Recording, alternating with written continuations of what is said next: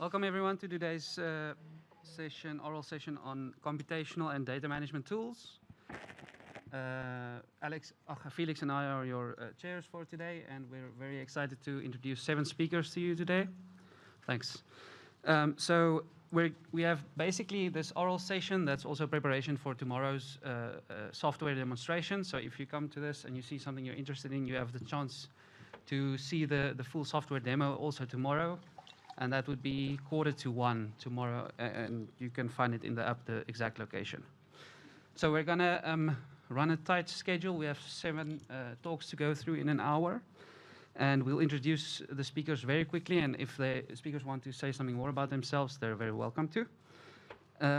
And I think that is all the context we need for now. Oh, about the questions. So if you have questions, each speaker will be on stage for about 8 minutes, so around about 5 minutes for a talk, maybe a bit more, and then about 2 minutes for the questions.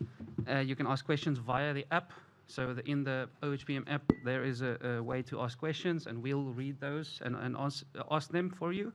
Or you can just take the mic and ask your question. And for that, just put your hand up.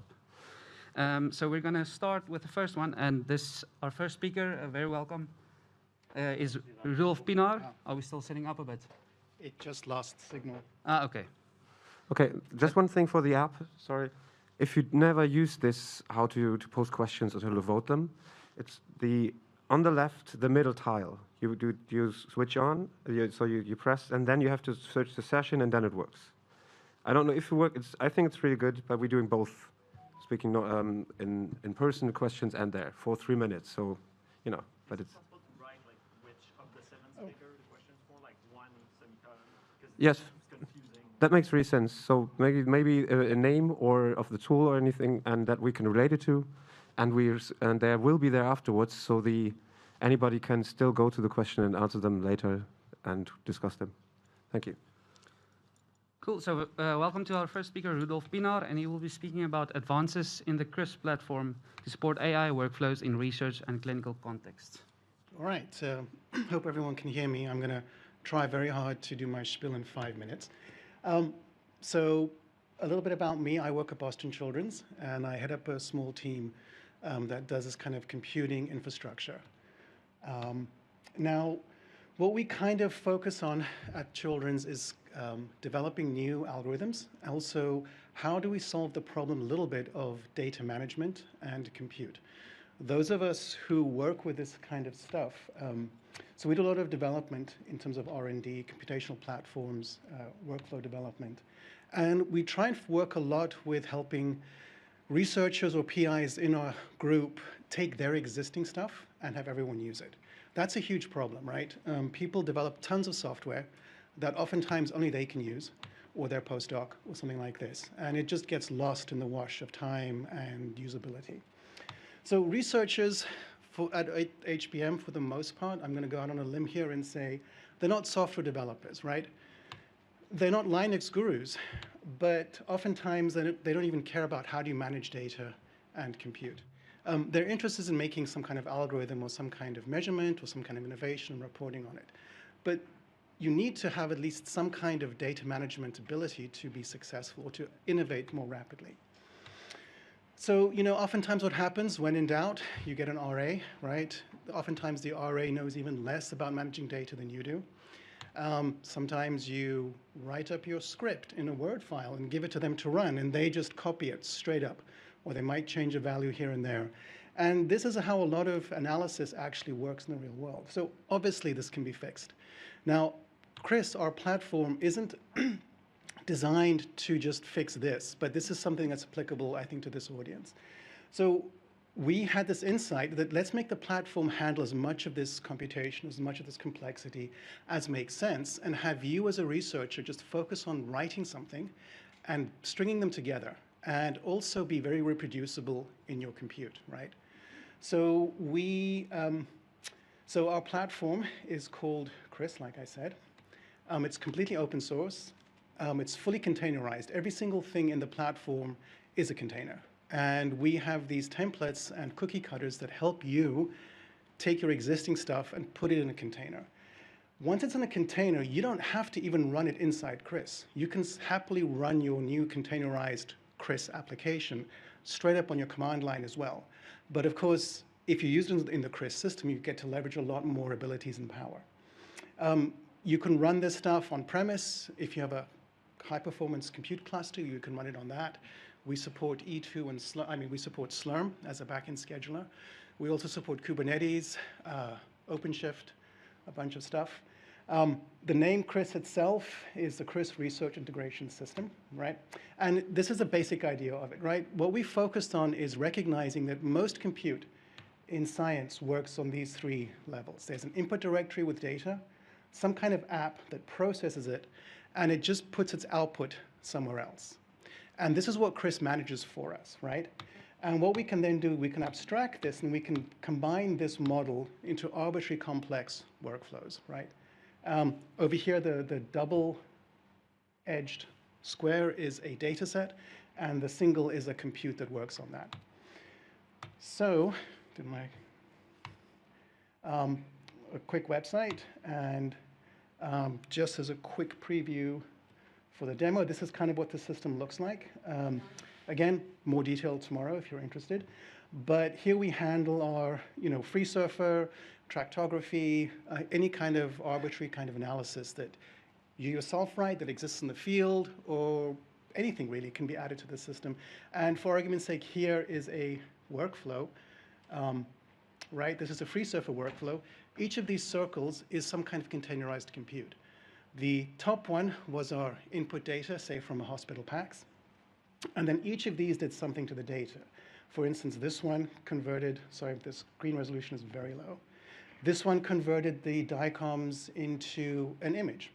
Or this one extracted all the tags from the DICOM. Over here is where FreeSurfer actually ran in the system. And then here's a report, or I think this was FreeSurfer. Here's a report which actually failed, but some post-processing on the FreeSurfer output was also implemented by the system, like taking the images and converting to a different format and overlaying them with each other. Anyway, I think I'm at my 5 minutes, just as a quick sample of what we're trying to do, and of course, more to follow tomorrow. Right.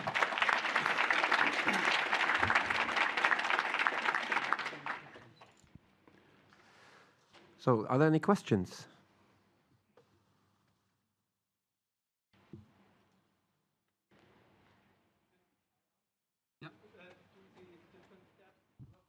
Sorry, just wait for a mic, please. Yeah. Do the different steps interact with each other on a file level? Input-output file and communicating, or is it the web service, or how do they? So each app, when it runs, it stores its output in a file system. You, as writing the app, that's what that's as far as you're concerned how it works. You write your app to save data to an output directory. Inside Chris, what Chris will do is it actually stores all of that in object storage.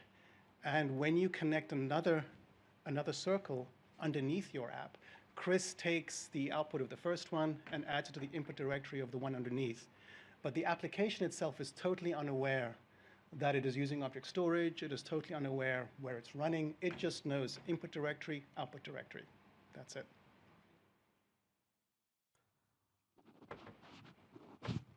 I think we have time for one more quick question.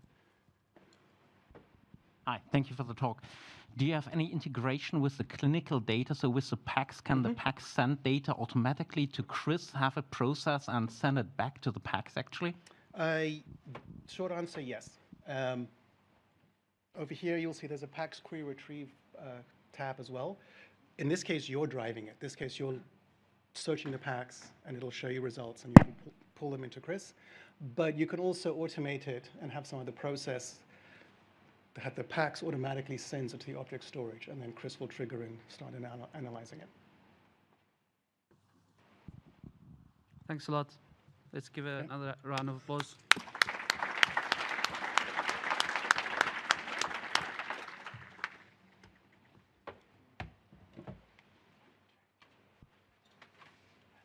Your computer. So, if there's another question, then now's the opportunity.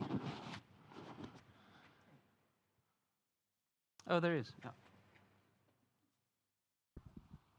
So to specify each program, is that something you make through Chris, or is it just your own code that you upload that then works in a workflow? That's a good question. Each circle is essentially some program that, so say you've written your own program, whatever it might be. To get it inside a Chris container, you need to do a little bit of, maybe add a shim, like a layer around it. Usually it's about one page of Python code that will essentially take your existing thing and make it a Chris application. Thank you. Okay, it's a pleasure for me to introduce our next speaker, Omar El Rifai, and he will speak to us about the advances in the Clinica software platform for clinical neuroimaging studies. So when you're ready, please go ahead. Thank you. So hello everyone. I'm a research engineer at the Aramis lab, which is part of the Paris Brain Institute. And I'm going to talk to you about Clinica. So it's a software that we developed is in the lab for clinical neuroimaging studies. So I'm going to give a quick overview. I hope I don't get to it because I have a lot of slides and some of the advances we have been working on. So the goal of Clinica was initially to apply pipelines for processing and data science methods to clinical studies. And by clinical studies, we mean studies involving in vivo data from human participants and involving also multimodal data. So we have neuroimaging data, but also clinical scores, genetics, and other omics. And often the data we deal with have a longitudinal aspects. So the motivations overlap a lot with the previous presentation. So it was to stop wasting the resources. And so the objectives were many. And amongst those, we had the fact that we wanted to spend less time on data management and processing, so be able to onboard new people, new engineers within the lab quickly, easily share the data and results, so striving to be more reproducible, and highlighting also the methods as a way to show what we are developing within the lab as an open science project. So schematically, we can think of Clinica as taking as input these this neuroimaging data. So it can be anatomical MRI, diffusion MRI, or PET. And then they go through different pipelines that we have that use within them the third-party tools from neuroimaging software such as FreeSurfer, FSL, SPM. And then the outputs of our models, of our pipelines, can go into statistical models and machine learning or deep learning pipelines that we also develop in-house. And underneath all this, there's the bits data structure. So we strive to interact with the open source community and with the standards that are developed within this community. So we try to use the bits data structure for our inputs and also for our derivative outputs if these are specified. Otherwise, we have our own specifications with our cold caps and trying to implement them in the bits specs as well. To make the life easier for users that want to use Clinica, we provide bit converters that take public data sets and then convert them to the bit standard. So just digging a bit deeper, the software is developed in Python. So as I mentioned, it is using BID, but also NiPipe as an underneath data flow engine. And we have many entry points to Clinica, so we have a lot of modules, but the ones I'm going to be talking about here is Clinica Convert and Clinica Run. And of course, you can see some of these pipelines in action during the software demonstration. For the converters, so as I mentioned, we have converters that take public data sets and convert them to the bit standard. And we have been working very hard to construct converters for many data sets. And amongst those, we have recently added HABS, Oasis Tree, and UK Biobank. And for the main pipelines engines, we have several entry points, and these are organized by modality, mostly. So you can use the tools through a command line interface, and you would call Clinica Run the modality that you want to work on, and then the name of the pipeline. So again, I'm not going to go through the details, but you can come tomorrow, and we would be very happy to show you the details of each pipeline. As a sister project to Clinica, there's Clinica DL, which is a deep learning module that would take the outputs of Clinica and helps you create deep learning models that strive to be as reproducible as possible and also to avoid data leakage. So there's a poster session tomorrow as well, and the people of Clinica Ideal will be very happy to talk to you about this project even more. Some of the advances we have been working on during the past year are improvement over the technical issues. So we have worked a lot on continuous integration. We have improved our command line interface to use Click now and to be able to be more modularizable. We have updated our package management. So now we are using Poetry for a reproducible environment. Some of the projects that we are very keen on developing currently are an engine upgrade to use Pydra instead of NiPipe. So Pydra is hopefully the successor of NiPipe and would give you very neat features such as distributed execution. We are also working hard on keeping the compliance to bids up to date and supporting provenance in our pipelines. More long-term projects are Clinica Cloud and some longitudinal pipelines. So with that, I will leave you with a list of the people that have contributed to Clinica and with the number of the poster session that you can come see tomorrow. Thank you.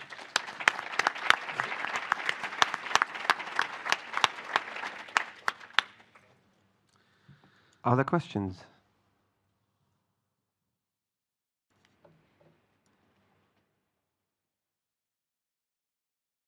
Oh. Someone? Sorry. So I came in late, so this may be a stupid question that you already answered, but why is it specific? Why is Clinica specific to clinical data? Sort of, I mean, yeah, how is it? Yeah. Why clinical? So actually, by clinical, what I showed was that we are trying to deal with human participants. So in vivo data from human participants. It was the more about the in vivo part that relates to the clinical side. Okay, so no, you're not talking about like anisotropic scans or stuff that use generally sort of run-of-the-mill clinical style data that's collected in hospitals. It's not collected not, for, yeah. Not Sorry, that was a bit ambiguous, but yeah. Okay, thanks. We have time for another question. Maybe I have a question. I saw the bits converters, which is beautiful for that. How difficult is it to use? Do you need all the data that you can download, or can do it on part of the data? Because some data sets are huge, and to get them all at once, pretty difficult. It's actually pretty simple. So for each public data set, we have a specific converter, and you would call the Clinica convert the name of the converter. So for example, for ADNI, it would be ADNI to bits. And then you can have partial data for ADNI, and then the output would just be a bits compliant data set with that. Perfect. That's beautiful. Thank you. So thanks again.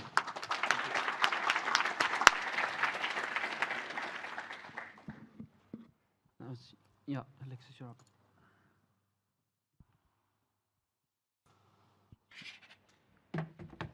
So we do questions both in the app and live. So feel free to put most questions there, and the speakers will still get back to you, or just ask them in the session later tomorrow.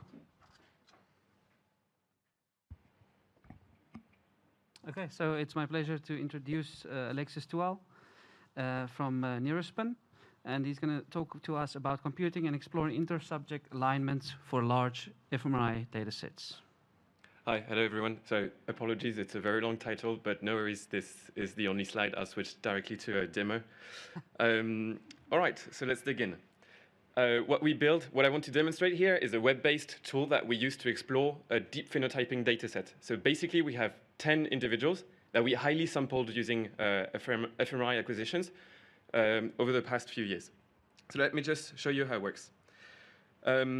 All right, so let's say we want to look at maybe 3 of the different subjects of this cohort. So I'll just show you my favorite ones. So subject 7 was really cool, subject 9, and let's go with subject 13 maybe. And basically what I want to show you is that, well, we can display, for example, one contrast map for all the subjects at the same time. And what you see here is that it looks very different from one individual to the other, okay? So that's kind of the problem we want to tackle, this individual variability between subjects. It gets even worse if you look at this data on the individual surfaces of each subject. So bear with me for a second until it works. Yeah, so now what you can see is that we have 3 different individuals. Their anatomies look pretty different, and even when stimulated with the same input, activations on their brain look very different. So that's basically what we wanted to assess using Brain Cockpit. Also, it's very fluid, so you can go around, you can zoom in, out, etc. But one thing that I really like is that you can click on one given vertex of one specific subject and see how this given vertex activated throughout a series of experiments. So I don't know if everyone can see in the back, but basically at the bottom of the screen, each bar is one experiment, so like one stimulus. So you see here, for example, that the voxel, the vertex that I selected, was highly activated for this specific contrast, for instance, which is a language localizer. And basically what you can do also is select other parts of other brains and have these little bars go side by side, and it gives you a sense of how this data is different from one subject to another and throughout a series of experiments. I hope this is clear. I'll just pause here for a second, but basically this is the tool that we use ourselves to somewhat understand the variance in the data that we're looking at. All right, I lied, actually. I have one slide that I want to use. So all this data, so we have functional data and anatomies, and we want to build alignments between these individuals. So that would be the P matrix over here. So we want to say what part of the source brain is similar to like what part in the target brain. And so I feed you with this, sorry, very long formula, but basically just look at the blue part. It basically says that we want to match vertices which seem to have similar activation patterns. And if you look at the green part, it basically says that we want to preserve the geometry of the brain, so not tear the surface apart. And so we compute a huge variety of these alignments. So we basically have the hyperparameters that you see here, so alpha, rho, etc. These values vary, and then we look at the alignments that we computed. So let me show you how this works in Brain Cockpit. So basically, you take the source subject, that would be what you see on the left, and let's just pause here for a second and notice that the two anatomies are different. And basically, you can just click on one specific part of the source subject and see where it was mapped onto the target subject.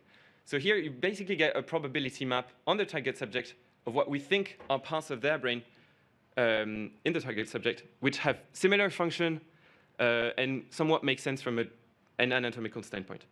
You can use a variety of models. So here, I just put 2 so as to give you a sense of like what one of the hyperparameters does. So this one, epsilon, basically controls how many voxels you can match at the same time. I don't know if you noticed the change. The probability map is just a little bit more conservative in the first case and a little bit more permissive here.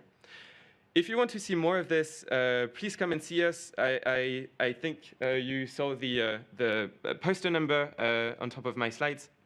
Obviously, this is open source code, so actually what we want to do is to collaborate as much as possible with you. So if you ask me how I envision how this collaboration could work, I just typed group of puppies coding a web application showing brain data, and this is what DALL-E gives me, basically, so that's what you should expect, probably.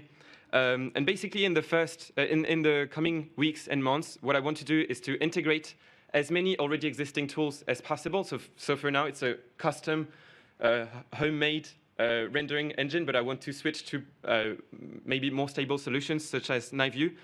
I want to also integrate data, which are your data. So for instance, at the moment, we only integrate IBC data, so they were collected in Eurospin. But hopefully, we could integrate any BIDS formatted data set and have this available in the platform. And in the near future, we'd like to be able to display volumic images, which would also, I think, be tremendously helpful for people who want to get a sense of what the data set actually contains. So thanks a lot for your attention. And if you want to test actually the platform Not all at the same time, because I think it doesn't support that many users, but you can try and go to brain-cockpit.athual.fr. Thanks a lot.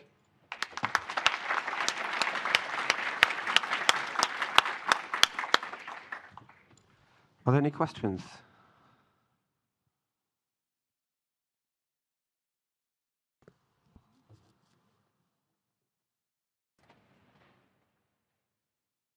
Okay, amazing picture. Do you compute just the correspondence between point or the warp of the mesh in the other one?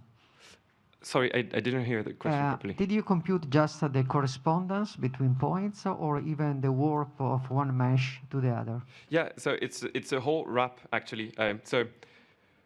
This P alignment that I showed you is actually a matrix of size, the number of vertices of the source mesh times the number of vertices of the target mesh. And basically, Pij would be 1 if you want to map these two vertices together. But the whole matrix basically contains a soft alignment, like a soft matching between the two meshes. So you could click just anywhere, and it gives you an alignment on the target mesh. So it basically matches the two meshes, trying to preserve the geometry, but using functional data. Does that answer your question, or partly? Tomorrow Okay.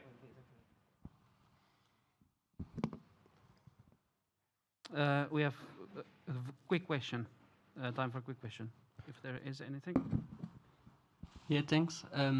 Do you think we need to do we need to pre-compute something, or it's doing on the flight when you click on the vertice? So that's a really cool question. We've actually done a lot of pre-computing in the sense that we acquired volumic data, we pre-processed it, and then projected it on the surface. If you want Brain Cockpit to somewhat work out of the box on your bits data set, it's probably better if you project your volumic data directly on the surface, because it's not something we can do on the fly. Also, one thing that I didn't mention here is that when you look at the functional fingerprint of one given voxel, so you click on one vertex and you want to look at how this vertex activated throughout a series of contrasts. Well, what I did in the first place is that I loaded all contrasts in the RAM, so it takes a lot of space. We could think of a different way of organizing our data so that this could be run in constant time on any data set. But this requires a bit of a hassle. Yeah. Thanks. Thank you.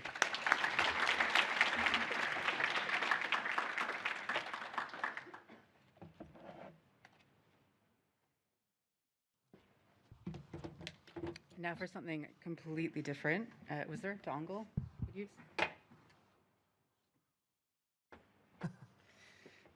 Anybody who's been waiting for a BIDS talk, this is your moment. So our next speaker is Christine Rogers from McGill in Montreal, and she's going to speak to us about EEG to BIDS Wizard, a flexible open source cross-platform tool for anonymization and BIDS standardization. So whenever you're ready, please go ahead. Thank you. Let me just adjust the windows here. So the EEG to BIDS Wizard, built at the McGill Center for Integrative Neuroscience at the Neurological Institute at McGill University. This is an open source tool that we released last year, and I'll just say up front that it's open source. We're always looking for community feedback and input, and come see us at booth 31 or the software demo or poster 850, and we are definitely inviting input, collaboration, customizations, all that sort of stuff. So this tool was developed to address the challenge for non-technical researchers who form a large part of our collaborations, who want to convert their data to BIDS but find it time-consuming and technical sometimes to get up to speed.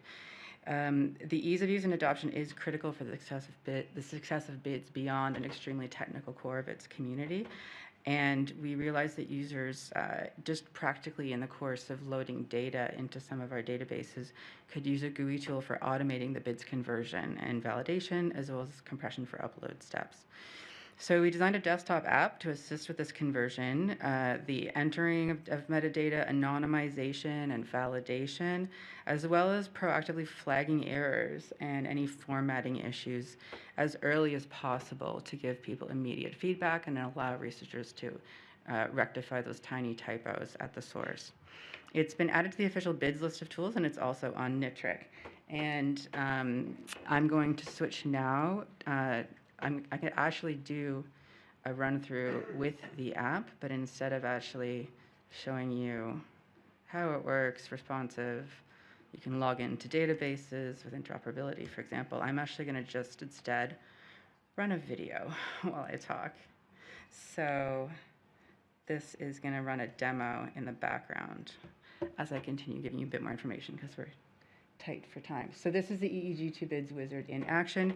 You can see it's a desktop app. It was created and launched in 2021 after some extensive collaborative user testing on the first project it was developed for, which is an extension of the open M&I IEEG Atlas called the Sleep Atlas with Birgit Frauscher. And it has features as a result of this user testing like hover help. It can handle very large recordings, such as 15 gigabyte sleep recordings that are like 8 hours in duration. And it's built as an Electron app with Python and a Socket.io library, and the front end uses React and Node.js. And fundamentally, it's a wrapper around M&E BIDS library and the BIDS validator, so using community standard open tools so that someone who is working with their data using backend tools is using the same thing through this GUI. It's also interoperable with the Loris data platform, as I mentioned, through its API. And when you get to the bottom here with the participant age and ID, those values can actually be checked against a database, can be pre-populated, and you can even register a subject into the database automatically using this tool. We hope that this is of interest to the community because we'd certainly love to help bring new users into the BIDS community and help with standardization in the EEG community above all and remove some of those pain points. And we found that in the projects that we're using it on, it accelerates both the onboarding time and the data preparation time for studies that need users to standardize their data before sharing it. Right now it's doing the BIDS validation step, so it's about to run the BIDS validator on a directory. And we find that it's such a time saver that even our developers use it for standardizing data, and when they don't have to. Other projects such as the HBCD collaboration and the Global Brain Consortium are currently adapting it for use. And as I mentioned, we'd love to have more community feedback and contributions. And future directions for this include adding new, I think the video's ended, adding new formats, because right now it supports EDF as a first sort of proof of concept. It supports intracranial and EEG, so the BEP 5 and 6 bid standards. And it accepts annotations, for example. There are many features, so come see us at the software demo. And I also just wanted to say that we're aware that a lot of people are building converter tools out there in the community, so we'd love to collaborate and cross-pollinate ideas. And exchange user testing stories as well as to what works for different groups as we kind of expand this to more formats, more modalities. Let me just show one more slide. And things like preset configurations for studies that have the same setup and want to just quicker and quicker run the same sort of preparation steps again and again. Automated registration in the database, as I mentioned, and automated launching of uploads. So this tool is only just starting. As I mentioned, we have many projects that are adapting it. And I also wanted to shout out that there are projects like SovaBids who have a lot to contribute to the community as well. So we're looking forward to exchanging ideas with people. And lastly, I wanted to thank not just the team here, but also at MSEN and our funders, Canary and Brain Canada and the Ludmer Center, but also Adina Wagner, without whom this session wouldn't be happening. So a special shout out to her, and I know she was disappointed that she couldn't make it today, though I know her pens are here. But, so thank you, and we're happy to take any questions.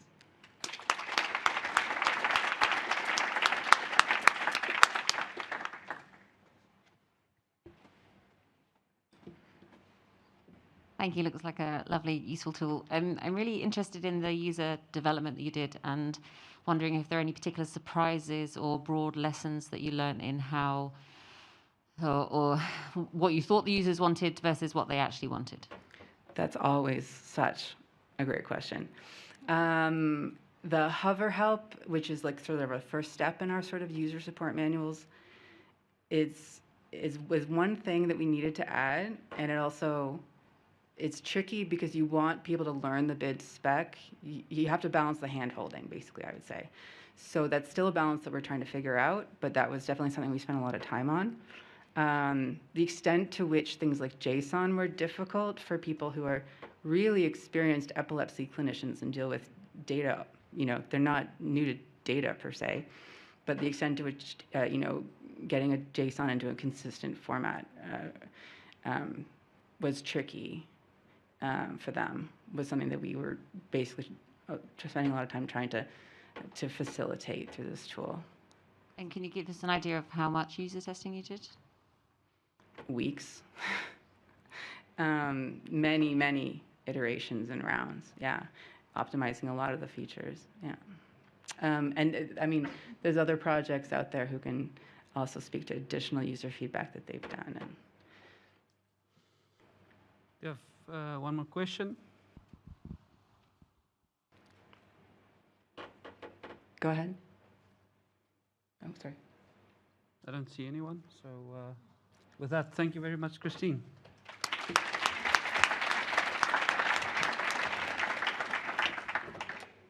So, Alexis, there was a question for you in the QA. All right, you're aware. So you can post it there or go to them tomorrow for the actual software session, software demonstrations.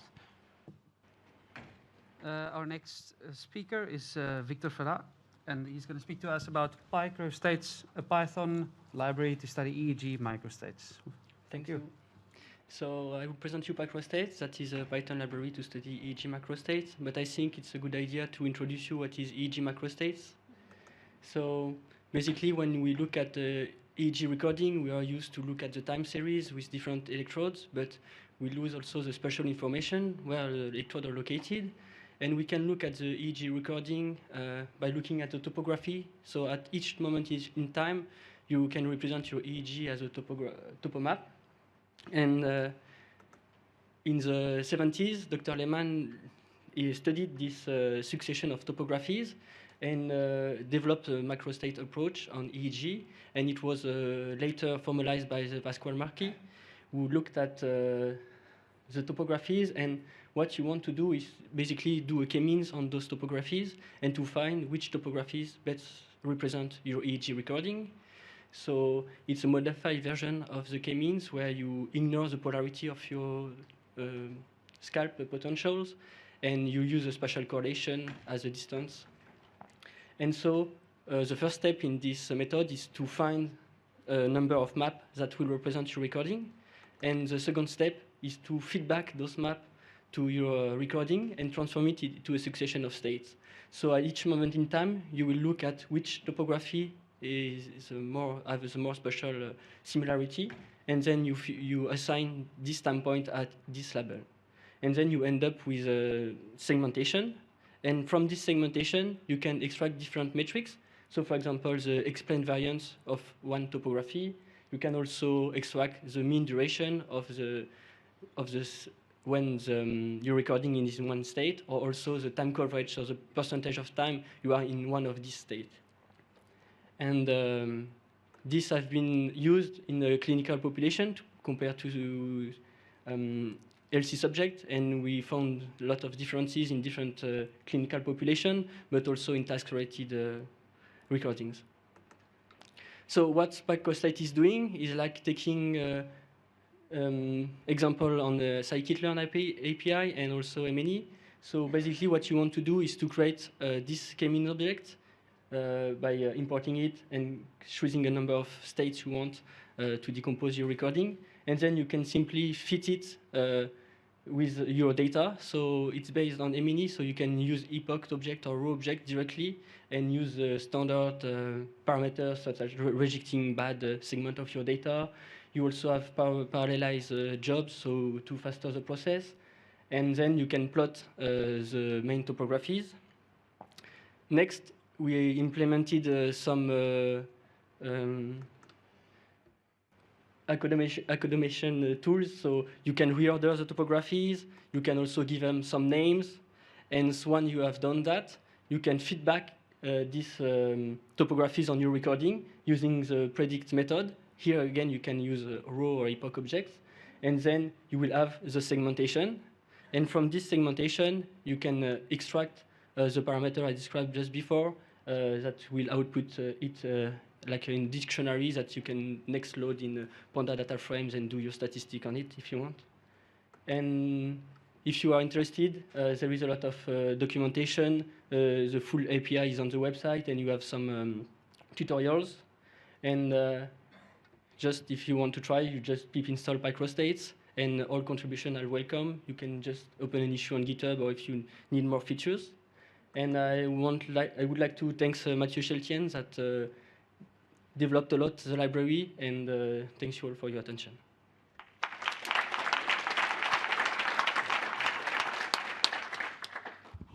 Thanks.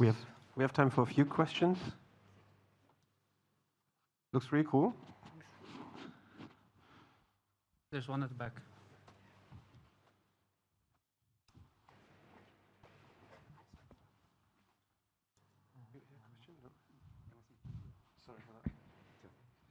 Hi, thank you for the talk. How do you account for uncertainty?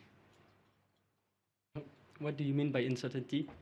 So you're applying a K&M means algorithm, right? Yep. And that assumes a model, sorry, I had very little time to see it there. So you have several parameters input in the model. Those parameters will have a degree of uncertainty when you are calculating the topography. So how do you account for that uncertainty? So basically, here you run a certain number of iteration. Look, basically, when you will fit the k-means, it will fit 100 k-means by default, and you only use the one with the highest explained variance. Oh, so basically you're not accounting for uncertainty. No, we just pick the one that explains the more variance. Okay, thank you. More questions?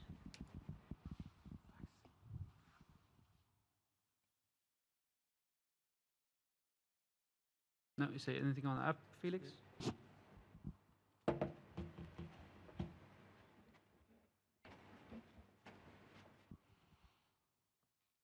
I think they're all going to come by to you and ask you the question in person.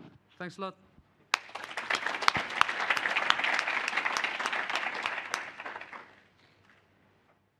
So welcome to our next speaker, Sarah Larivière, and she's going to tell us about the Enigma toolbox, cross-disorder integration, and multi-scale contextualization of neuroimaging data.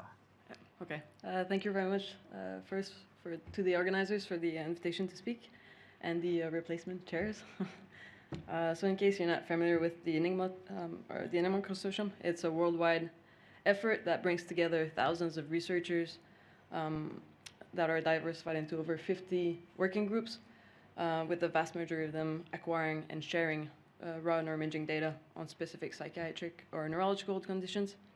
And importantly, two of the main advantages of Enigma have been the development of standardized procedures for the extraction of brain metrics such as cortical thickness, cortical surface area, and subcortical volume data from raw neuroimaging data, but also the development of pioneering meta-analytic methods for the analysis of aggregated statistical data, which in turn have led to the publication of some of the largest studies of the healthy and diseased human brain.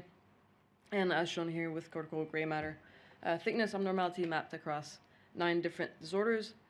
And while these summary statistics data can usually be retrieved from the original papers in which they were published in, one of the primary goals of the Enigma toolbox was to make them more easily accessible by retrieving and pooling these disease and topic-specific summary statistics into a more common and centralized data repository. And so far, we've included over 100 statistical maps from 8 or 9 different working groups. And we're actually about to update these to also include data sets from I recently published Enigma meta-analysis from the eating disorders, addiction, and Parkinson's disease working groups. So these should be available within the next couple of weeks. But with the data sets that are already available, some groups, like the one from Sophie Valk with Micah Hedver, they've already used these data sets to look at shared morphological features across 6 different psychiatric conditions, specifically mapping cortical thickness alterations across thousands of patients and controls, and then using a gradient approach to capture similarity in covariance of illness effects along unidimensional axes.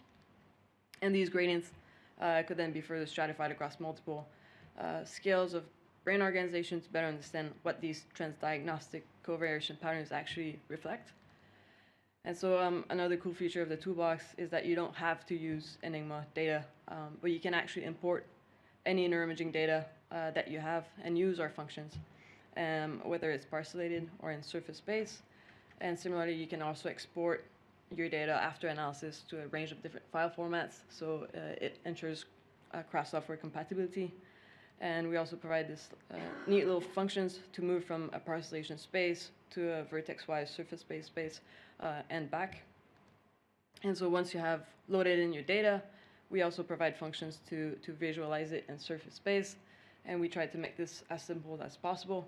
So you just have to write this one line of code specifying your data, and it outputs these publication-ready figures with your imaging data on the cortex as well as on subcortical areas. And finally, the last facet of our toolbox is to provide start-to-finish tutorials for contextualizing neuroimaging maps with multi-scale properties of brain organization. And these include more macro-scale features like disease-specific gene expression maps and cytoarchitectonic classes, but also more macro-scale level features such as whole brain structural and functional connectome properties. And these analytical pipelines become very handy when you want to further understand, for instance, patterns of cortical thickness reductions, as shown here with the recent Enigma eating disorder working groups paper, where atrophied regions in anorexia nervosa corresponded to regions with greater and more evenly distributed cellular densities, but also particularly with affecting regions that are densely connected, so these cortical hub regions. And so all of these examples and tutorials and so much more are all accessible in our online documentation, with every feature available in both Python and MATLAB. And so it's definitely worth to check it out. And so with this, I'll just end with thanking everybody who has been involved in this project, especially my supervisor, Boris Barnard, my lab mates, collaborators, and especially all the other open source toolbox and data sets that have actually made this work possible. And thank you for your attention.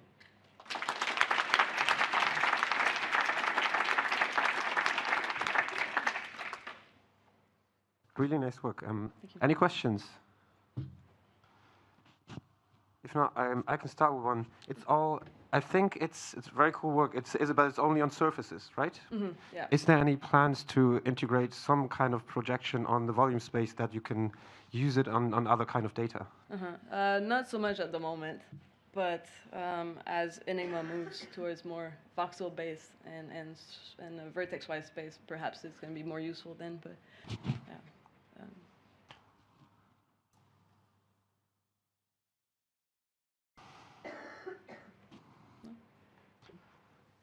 So, is there? I could just encourage you, if you don't have a question, just try out all these tools. They should work out of the box, more or less. Yeah, they work. And if not, you can hit them up. So. Thanks.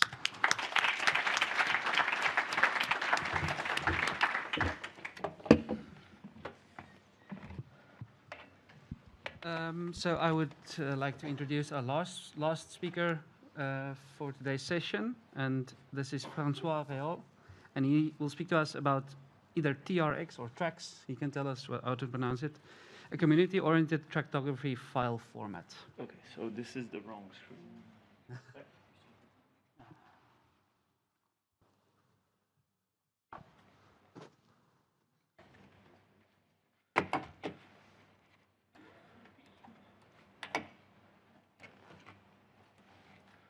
Okay. Can everyone hear me? So yes. This one. Okay, so my name is François Rowe. I'm from Nashville. I'm a postdoc working at the Messi Lab, and today I'm going to present you the TRX, a community-oriented file format for tractography. So first of all, for those of you that don't know tractography is an attempt at reconstructing the possible pathway connecting different regions of the brain. So anytime you see those very nice pictures, just think that's tractography.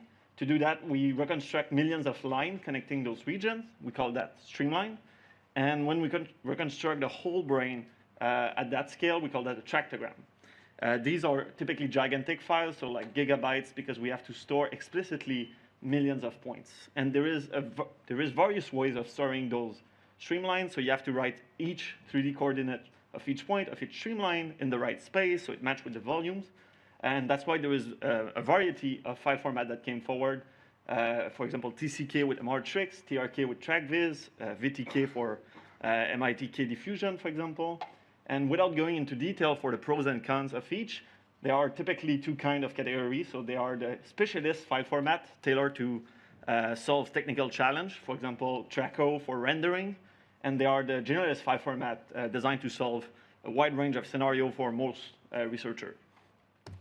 I think everybody here probably know about BIDS. Everybody have been talking about BIDS, so I'm going to skip that.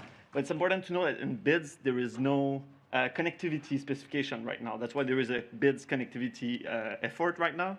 For example, functional and structural connectivity matrix are not really well specified, or there is a lack of detail for fMRI and diffusion MRI derivative. For example, local modeling in diffusion MRI. Also, every kind of file format, every kind of data set have its specific file format. So for example, volumes have NIfTY, surfaces have GIFTY, metadata have JSON, tabular have CSV or TSV, but right now, tractogram are not even in BIDS, and we don't agree on what file format we should use. So last year, there was a discussion on GitHub, basically like, if we want to include tractography in BIDS, what kind of file format should we use? So the idea was, do we use TCK, TRK, and we quickly converged toward, we should create a new file format that will basically solve not necessarily all problem, but mostly like we did not want to pick a specific file format and basically pick a winner.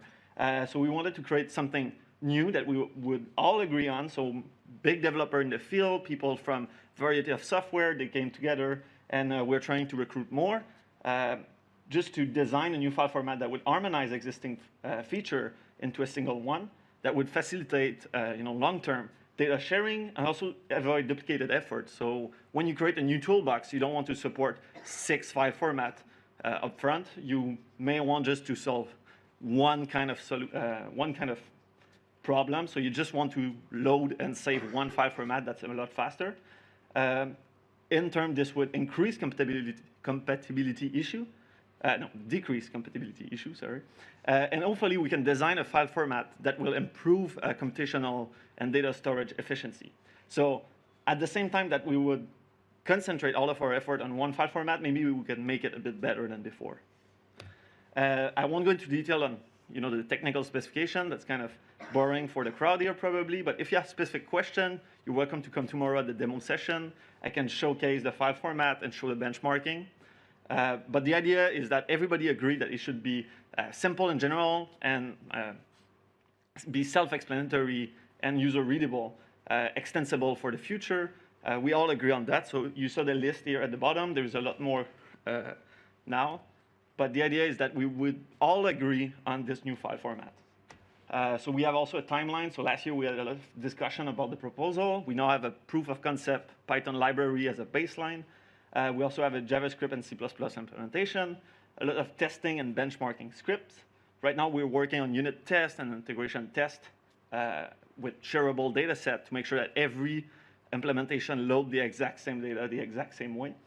Hopefully, this year, we're going to have an implementation in a fork of certain software to make sure that we can use this file format in real-life scenario. We'll hopefully incorporate that in NiBabel, which is a Python library to load a variety of file format. And we'll put forward a candidate specification for the community to review next year. And the big point here, this one, is that when we all agree on the file format, we will convince or try to convince as many major toolbox to either natively support the file format or at least convert from one to the other. And I'm going to keep it short. So take-home message, don't forget that when you have difficulty in sharing data or compatibility issue, those are missed opportunity to do science. So you're losing time when this happens. So to solve this for tractography, we're proposing a community-driven bid standard for connectivity, and also more specifically, creating a new file format specifically for bids. We already have a bunch of contributors, but we always need more. We need more people to help us with the feedback and the suggestion and trying it.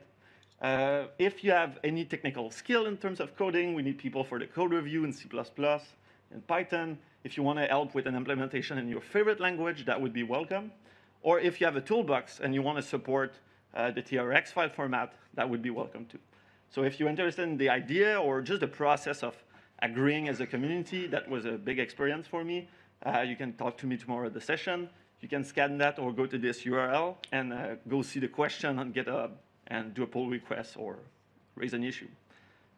If you have any question, I would be happy to help tomorrow. And those are some of the contributors that gave their logo for the slide.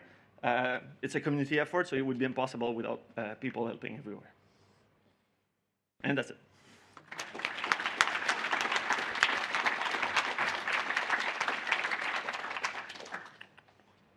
Are there any questions?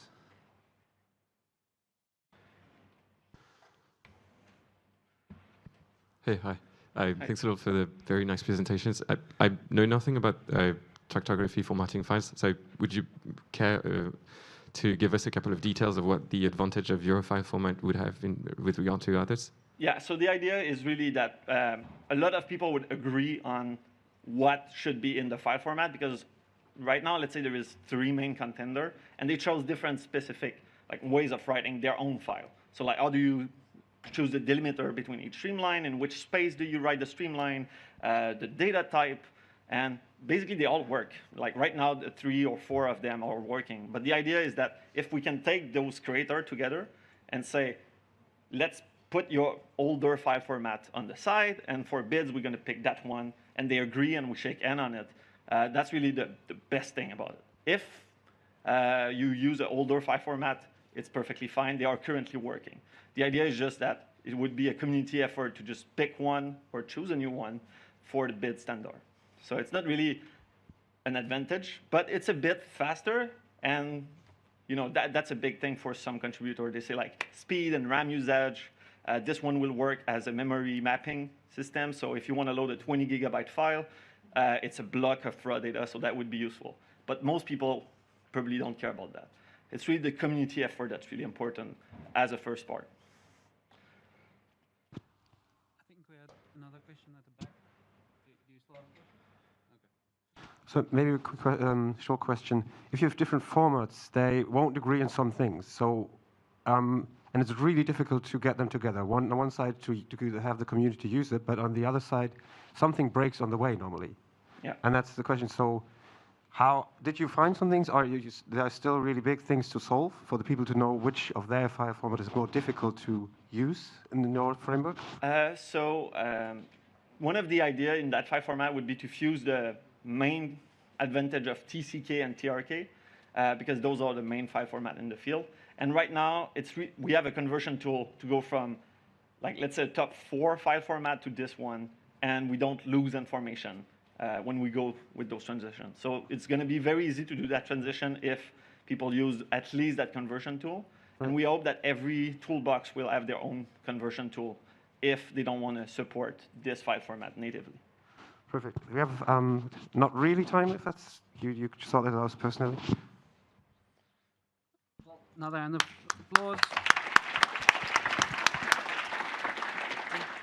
Thank you very much for coming, everyone, and thank you very much for all the software developers that showed us what they're busy with. So please come to their demos as well tomorrow, 1:45, in some location at this venue.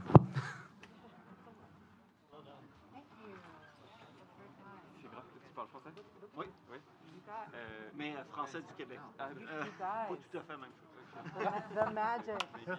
Best moderators ever. Thank